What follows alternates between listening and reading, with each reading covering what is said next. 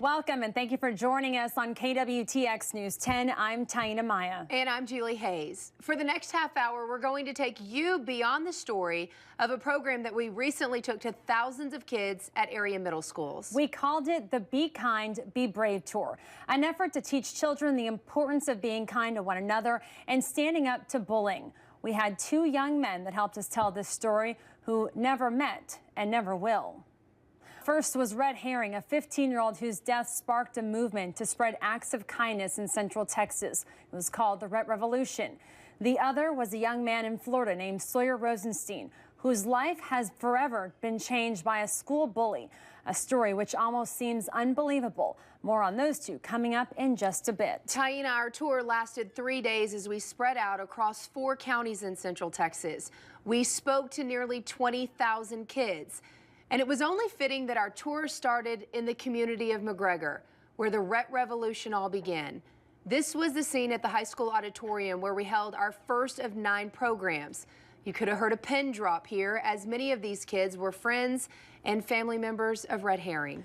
From McGregor, we moved to Marlin, where we packed the middle school gymnasium with our message to 5th, 6th, and 7th graders. They even had us on the school marquee.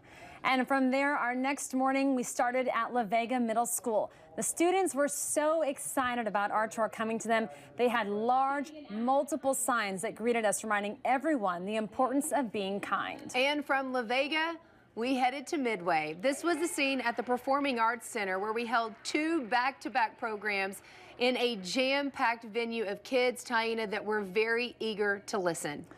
Our second day ended with a talk to Waco ISD students. This was from the Extraco Events Center, where hundreds of kids turned out to hear the message. And we wrapped up on Thursday of that week with a big day in Bell County. You can just check out the Expo Center right here in Belton. More than 10,000 students arrived by bus to hear the Be Kind, Be Brave program. We started our program with the story of Rhett Hearing. Take a look. We had so much in common. We enjoyed the outdoors. We loved to camp. We loved to hunt. We had a love of sports, primarily football. He was an amazing kid. He really was.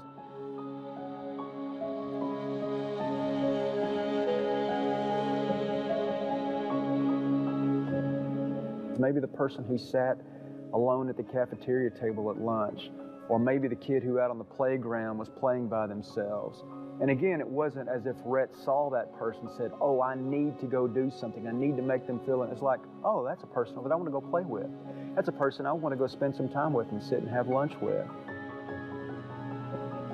It was a typical great Rhett day. He was going to ride around on Polaris a little bit, and he was going to end up by going hunting with his new crossbow. And he had his camo gear on. I mean, it was just a Rhett day of being Rhett, of living fully alive. And so he jumps in the Polaris and he pulls out of the driveway. He loses control of the Polaris and it turns over on top of him. My dreams were dead. Lorna's dreams were dead.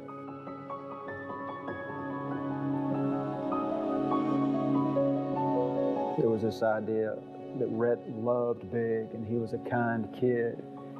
And there were so many people, adults and kids alike, that in talking about Rhett and wanting to share the things that he was about, someone came up with the idea of, wow, this is a revolution. And then next thing you know, it's on Facebook as a Rhett Revolution.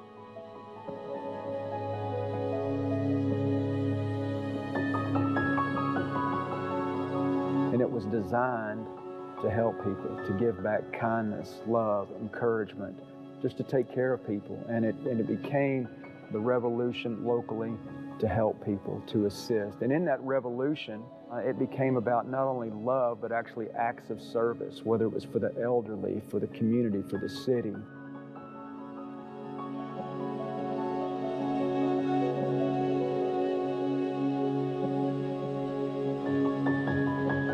He always had a dream that he wanted to be 3 things in life, and that's what he really wanted to do. He wanted to win the Heisman, he wanted to be an astronaut and go to space, and he wanted to end his career by riding on the back of a garbage truck as a garbage man.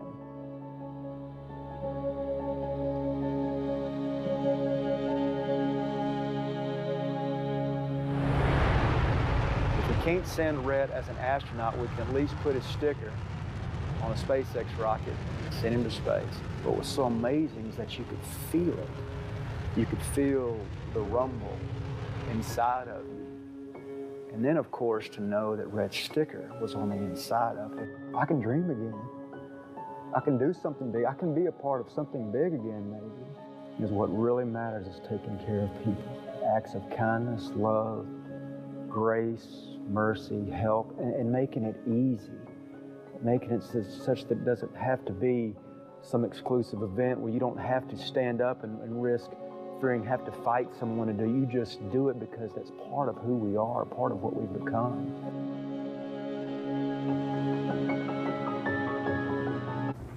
And here with us right now is Jimmy and Lorna Hearing, Rhett's parents. We got to know you guys really well, spending that entire week talking to area kids about the message that you want them to know about Rhett and about the Rhett Revolution. And I just want to start with, what was that experience like for you guys to be on those stages and to talk to nearly 20,000 kids sharing Rhett's story? I think we had mixed emotions about it. As I sit here even today, almost a month later, I have mixed emotions about it. I mean, we were sad, obviously, that we had the opportunity to even be there, but at the same time, based on what had occurred and how well we knew our son and what he stood for, we were so grateful to have the opportunity to share his message along with someone else who became very special to us, to be able to share his message and hopefully to affect some lives somewhere down the road. So we were so grateful. Lorna, did you ever think that the Rhett Revolution would grow to be this big? I mean, speaking to almost 20,000 students. No, it would have been a dream. It was what we wanted to share Rhett's story, and we wanted to do something with Rhett that was present tense. And so, no, I don't, it's just kind of like a miracle to be able to help people and keep Rhett's legacy of love and kindness alive. I've had a chance to flip through pictures because that week happened so fast. I mean, we were traveling from one school to another. And I think one of my favorite ones is after an event, I believe it was when we were talking to students at Waco ISD, that you sat down on the end of the stage and the kids just gathered around you, and you could see it in their eyes that, you know, sharing that story had made a difference. Yeah, I love kids. I've taught for 15 years, and those kids, they were saying, I'm sorry about your son, and we're going to be kind, and can I hug you? And they were just eating it up, the importance of kindness, and they had real empathy for what we had lost. It was amazing. And I think a lot of times it was even beyond the children. You know, parents, the teachers, they came up to us at one school, you know, at Merlin, they wanted autographs of everyone, and they really just wanted to hold on to that moment. What is it like as an adult, though, to know that the message of your son, you know, expanded so greatly? Yeah, that's important to us. As we're like a lot of other grieving parents. I think one of the things you want most is to know that that your child in this situation would not be forgotten. And so we had the opportunity, by doing this, to make sure that that Rhett's legacy will stay alive. And you mentioned the Marlin event. That's what stands out most to me is the kids afterwards. Just as Lorna just described it, they were gathered around the two of you. They were gathered around us, and they were excited. They were paying attention. They were expressing love in the way that a 13 or 14-year-old kid does. It was a great experience. I can only imagine, though, when you got done, you guys probably went home and just took a really long nap, because it had to have been just emotionally draining to get up there, and you guys did it with such a positive attitude for a situation that is so near and dear to your heart and tragic. To be able to make a positive difference, which is what you want the Rhett Revolution to be all about. Yeah, right before we went on stage, the last time I looked at him, and we both had tears in our eyes, and I said, what if this was really what it was always about? What if Rhett's life was always about telling people the importance of kindness? What if we're just now doing the point of what Rhett's life was about? Well, you guys do it in an amazing way. We love you guys here. Yes. We really do. It's the family that we've become, and we've spread that message, and we're so excited to share with you this entire program of messages of kindness that kids have shared with us along the way. As we go to break, here's a few. A kid didn't have enough money to buy because his parents didn't get paid until next week, so a kid had a little bit more money left in his account, so he gave money to the kids so he can have lunch for the week. Me and my mom, we give charity to St. Jude's every month.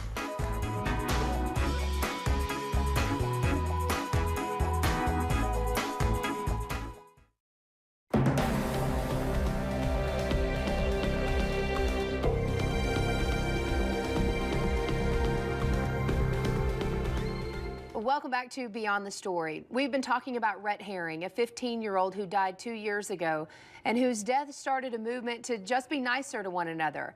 Rhett wanted to be an astronaut. And when SpaceX learned about his story, they came up with the idea of sending a rocket to space with that Rhett Revolution sticker on it. I was lucky enough to be able to follow the Hearing family to Cape Canaveral, and that's where I met Sawyer Rosenstein, who was in Florida covering the launch for a space podcast. Here is the video that we produced to show the children about Sawyer. What we haven't told you yet is that Sawyer is in a wheelchair because he was paralyzed in the 7th grade after being punched in the stomach by a school bully.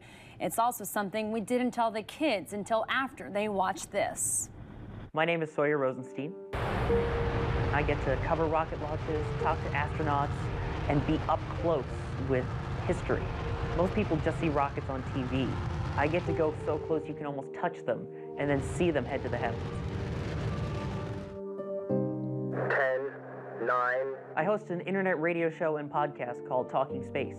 We've been on the air for 8 years. When I was younger, I really loved acting. I was a professional actor at one point.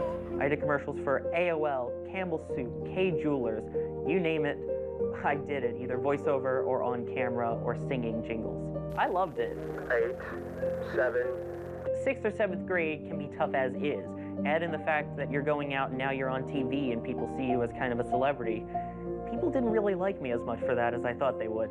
6. I ended up getting bullied quite a lot, and some of it was because of the acting that I did, and to be honest, part of it was just because I loved school. It was a crazy concept to me, and to a lot of kids, for the most part, that, you know, how can you like school that much, that you enjoy going? Most people hate school, they hate homework, and I just was getting bullied for it. 5. People would pick on me, name call, they would throw things at me, spray things at me, say nasty things to me, and sometimes it even got a little physical, although I never fought back. It made me feel terrible. I'd go about my day, you know, looking over my shoulder, worrying if something was going to happen, and it went from loving school to dreading school. 4.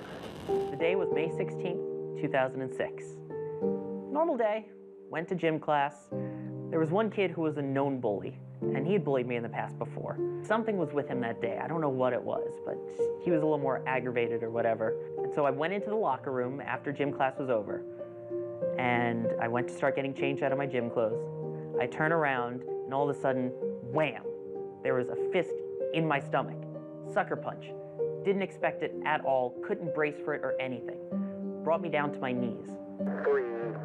May 17th, normal day at school, everything was fine until that night, I was having some back pain. Didn't know what it was. 2. Woke up, and then I stood up, and I went to get dressed, and I lost my balance. Something went tingly with my feet. I didn't know what was happening, and then all of a sudden I bounced off a few dressers, landed on the bed. 1. It's crazy to think. Just one simple day, a normal school day in 2006, and one punch later ended up changing my entire life.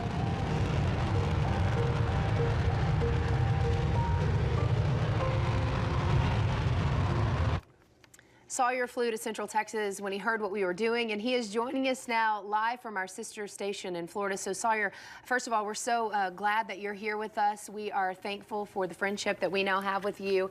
We miss you here in Texas, by the way. And I want to start, Sawyer, with just asking you, what was this experience like for you? I mean, this was the first time you shared your story on such a large platform. I mean, it was interesting to share with that many kids all at once, and I was always hesitant to tell my story because I didn't want it to be an anti-bullying story. I wanted it to be a story of positivity and finding the good in something bad. And when you guys approached me about that, and when I knew that the Herrings would be involved, I knew this is something I had to be a part of. What do you hope children were kind of left with after the program? I mean, I hope that they were left with the notion that every little action that they do can have an impact on somebody. And, something that may not seem like a big deal, like a punch in the stomach, could change someone's life entirely. And the fact that, if something bad does happen, that hopefully they can find the good in it, like I did, and like we were able to do with this program, and share it with everybody. Sawyer, we're watching some video from the scenes at the different schools where we visited, and in it you can see kids wiping tears, parents, teachers wiping tears away off their cheeks. Could you tell, as much as we could, what a real impact it had on those students that we spoke to? Absolutely. I mean, when I came out and people didn't know, like you'd mentioned, that I was in a chair, and just hearing an entire auditorium gasp like that, it was shocking at first, but then I realized that it was the message getting across, and at the end, all the kids and parents that were coming up and thanking me for doing this and realizing what an impact it actually made me realize that I'm glad I chose to share my story with these people in Central Texas. And we've already got schools requesting for us to come back, and so hopefully we can do that in the future. We have loved getting to know you and sharing your story, and we are so blessed to, have come across you. Julie, I know you were instrumental in making that happen, but it really is for a bigger picture, and we thank you, Sawyer, for joining us to tell us about your story. It's my pleasure. Thank you guys for having me back. All right, Sawyer Rosenstein there at our sister station in Florida. Always great to see him. We did get, we got a chance to know each other really, really well. He was here for a full week spending time with us, and we appreciate him. Got a little caught up in, we got a delay going on there. It's live television. That's just the way it happens. But we're very thankful to Sawyer for spending time with us. Yes, we are. Now as we go to break, here are some acts of kindness and bravery from students in our area. Today at lunch, I seen this girl. She was sitting by herself. I went over there and sat next to her to make her feel better, and me and her started talking to get to know each other. So now she's one of my friends. One day there was this kid just standing there. I tried to speak to him in English, but he didn't understand me. So I started speaking to him in Spanish. Then I took him. He said he was lost. I started helping him get where he needed to go. A kid didn't have enough money to buy because his parents didn't get paid until next week, so a kid had a little bit more money left in his account, so he gave money to the kid so he can have lunch for the week. Me and my mom, we give charity to St. Jude's every month.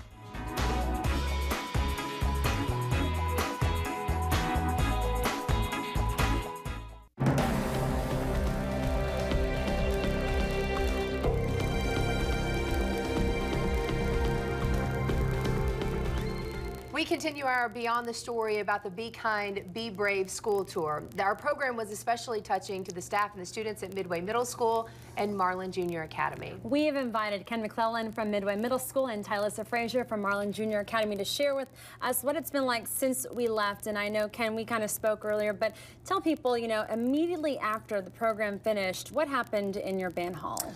Well, I took my students to the band hall, and we only had a few minutes to talk before the end of the class period. So I really connected with what was happening right before that in the auditorium. I shared some of my own personal story, and we talked about being kind and making a difference, that really one person makes all the difference, and that we're not really asked to do really great big things, we're asked to do little things with lots of love.